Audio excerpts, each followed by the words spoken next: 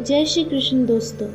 राजा बहुलाश्व ने कहा, देवर्षि शिरोमणि, ये महान बल और पराक्रम से संपन्न कंस पहले किस दैत्य के नाम से विख्यात थी? आप इसके पूर्व जन्म और कर्मों का विवरण मुझे बताइए। श्री नारद जी कहते हैं, राजन, पूर्व काल में समुद्र मंथन के अवसर पर महान असुर कालनेमी ने भगवान विष्णु के साथ युद्ध किया। उस युद्ध में भगवान उसे बलपूर्वक मार डाला। उस समय शुक्राचार्य जी ने अपनी संजीवनी विद्या के बल से उसे पुनः जीवित कर दिया। तब वे पुनः भगवान विष्णु से युद्ध करने के लिए मन ही मन उद्योग करने लगे। उस समय वह दानव मंदराचल पर्वत के समीप तपस्या करने लगा। प्रतिदिन दूध का रस पीकर उसने देवेश्वर ब्रह्मा की आराधना की। देवताओं के कालमान से 100 वर्ष बीत जाने पर ब्रह्मा जी उसके पास गए। उस समय कालनेमी के शरीर में केवल हड्डियां रह गई थी और उस पर दिनके चढ़ गई थी। ब्रह्मा जी ने उससे कहा, वर मांगो। कालनेमी ने कहा, इस ब्रह्मांड में जो महाबली देवता स्थित है, उन सबके मूल भगवान विष्णु है। उन संपूर्ण देवताओं के हाथ से भी मेरी मृत्यु ना हो। ब्रह्मा जी ने कहा, दैत्य, तुम जो ये उत्कृष्ट वर मांगा है वह तो अत्यंत दुर्लभ है, तथापि किसी दूसरे समय तुम्हें यह प्राप्त हो सकता है। मेरी वाणी कभी झूठी नहीं हो सकती।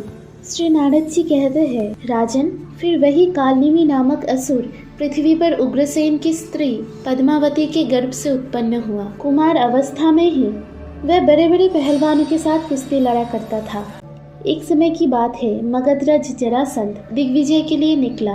यमुना नदी के निकट इधर उधर उसकी छावनी पड़ गई। उसके पास कुबल्यापीड़ नाम का एक हाथी था, जिसमें 1000 हाथियों के समान शक्ति थी। उसके गंडस्थल से मध चू रहा था। एक दिन उसने बहुत सी सकलों को तोड़ डाला और शिविर से बाहर की ओर दौड़ चला। शिविरों, गृहों और पार्वतीय तटों का तोड़ना फोड़ना हुआ। वह उस गंडभूमि में जा धमका जहाँ कंस भी कुश्ती लड़ रहा था। उसके आने पर सभी शूरवीर भाग चले।